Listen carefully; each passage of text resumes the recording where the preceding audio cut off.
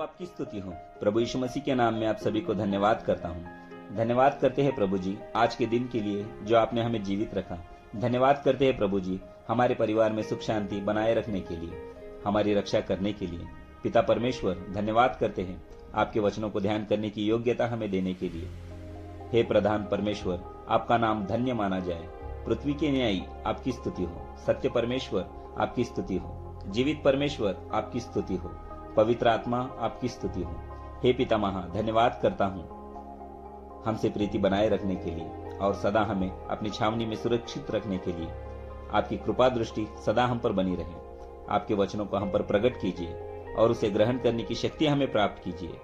धन्यवाद प्रभु जी, क्षमता दीजिए हमें आपके प्रति भय मानकर चलने के लिए और आपके वचनों को हमारे हृदय में स्वीकार करने के लिए। धन्यवाद प्रभु जी। प्रियो, आइए प्रभु के वचन को ध्यान करते हैं। भजन संहिता अध्याय 62। भक्त राजा दावीद द्वारा प्रभु का वचन यह कहता है, सचमुच मैं चुप होकर परमेश्वर की ओर मन लगाया हूं। मेरा उद्धार उसी से है। सचमुच वही मेरा चट्टान और मेरा उद्धार है। वह मेरा ऊंचा गढ़ है, कोई मुझे हिला ना सकेगा। हे मेरे मन, परमेश्वर के सामने चुपचाप रह, क्योंकि मेरी आशा उसी से है। सचमुच वही मेरी चट्टान और मेरा उद्धार है। वह मेरा गढ़ है, इसलिए मैं न डिगूंगा। मेरा उद्धार और मेरी महिमा का उद्धार परमेश्वर है। मेरी दृढ़ चट्टान है और मेरा शरण स्थान परमेश्वर है। हे लोगों, हर समय उस पर भरोसा रखो।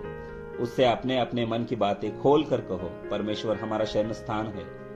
सचमुच नीच लोग तो अस्थाई और बड़े लोग मिथ्याई हैं। इन्हें तौलने से वे हल्के निकलते हैं, वे सांस से भी हल्के निकलते हैं।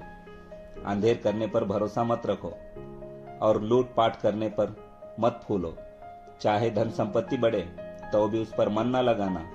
परमेश्वर ने एक बार कहा है और 2 बार मैंने उसे सुना है कि सामर्थ्य परमेश्वर का ही है। और हे प्रभु, करुणा भी तेरी ही है, क्योंकि तू एक एक जन को उसके काम के अनुसार फल देता है। धन्य है प्रभु। अर्थात हमें सदा परमेश्वर की अधीन में होकर उसे ही हमारा सच्चा गढ़ मानकर चलना है। जैसे भक्त राजा दावीद कहते हैं, परमेश्वर ही मेरा सच्चा गढ़ है। हमें भी जब प्रभु अपने अधीन में लेते हैं, हमारे कदम कभी ना डगमगाएंगे। प्रभु के प्रति हमारा विश्वास दृढ़ होना चाहिए, तभी हम दुष्ट की युक्तियों पर विजय पा सकते हैं। दुष्ट तो सदा हमारे भीतर ताने रहता है कि वो कब हमें अपने स्वाधीन में कर ले, और हम दुष्ट की युक्तियों को जान भी ना सकेंगे। वो तो किसी के भी रूप में हमारे परिवार में प्रवेश करने की कोशिश करेगा।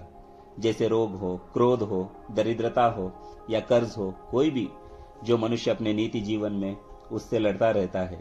और कई बार हम इस समस्याओं को किसी से बता भी ना सकते, परंतु अगर हम हमारी समस्या या कोई भी चिंता प्रभु के अधीन में कर देते हैं, वो हमें इससे विमुक्ति देते हैं। इसलिए राजा दावीद कहते हैं अपने वचन में, हे लोगों, हर समय उस पर भरोसा रखो। उससे अपने मन की बातें खोल कर कहो। परमेश्वर हमारा शरण स्थान है। हमें हमारी समस्या प्रभु के सामने खोल कर कहना है। वही हमारा ऊंचा गढ़ है। प्रियो, हमेशा प्रभु को ही अपना आधार मानकर चलो, ना कि इस संसार के सुख भोग को, धन संपत्ति को या लोगों को। ये सब तो एक दिन यही छोड़ जाना है। परलोक राज्य के लिए धन कमाओ और स्वर्ग के निवासी बनो। मेरे प्रियो, सदा प्रभु के दास बनकर रहो। प्रभु सदा आपकी रक्षा करे और आपके परिवार में सुख शांति बनाए रखे। जय यीशु मसीह की। आमीन।